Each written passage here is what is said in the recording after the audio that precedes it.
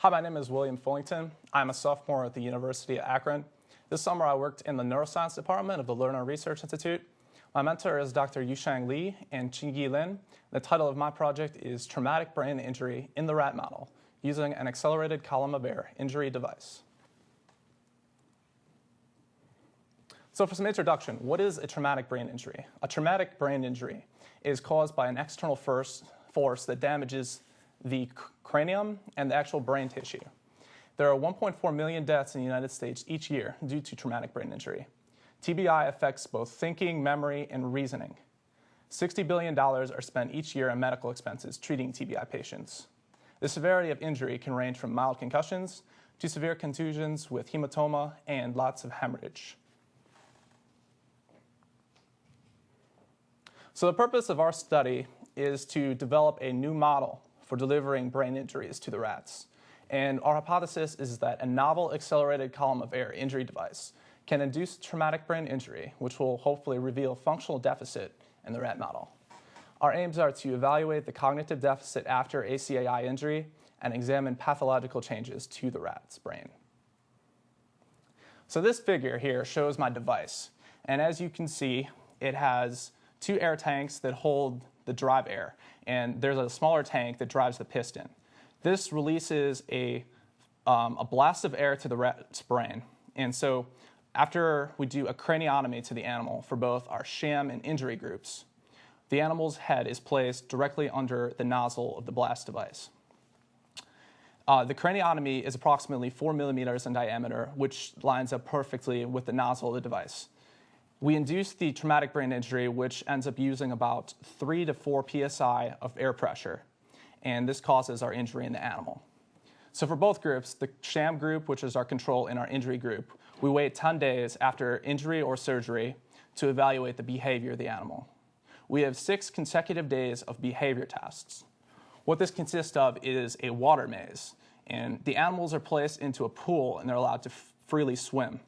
There's a platform in the pool, and the animals learn after time to go to the platform, which can be associated with getting out of the pool. So we're targeting long-term reference memory.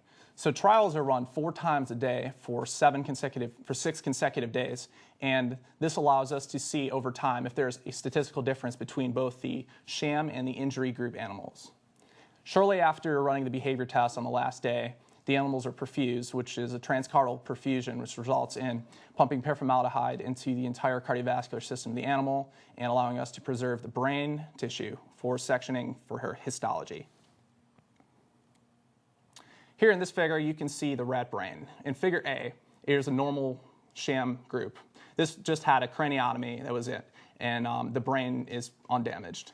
And for figure B, you can see this is our injury group. So after accelerated column of air injury, you can still see after the perfusion, large amount of clotting in the brain tissue. And these figures here, this is a crystal violet stain of the histology.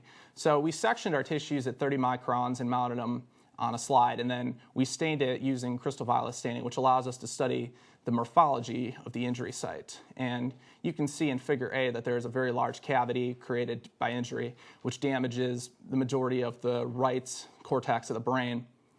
And figure B shows a higher power view. And this crystal violet marks the nuclei of the cells in the brain. So in these figures, this shows a GFAP staining of the rat brain.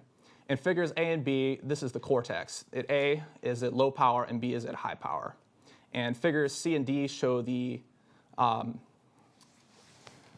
hippocampus of the brain. C is the contralateral side, which is opposite to the injury side, and D is the ipsilateral side, which is where we targeted. If you look in figure D, you can notice there's a greater activation of the GFAP. GFAP is being upregulated more into this site.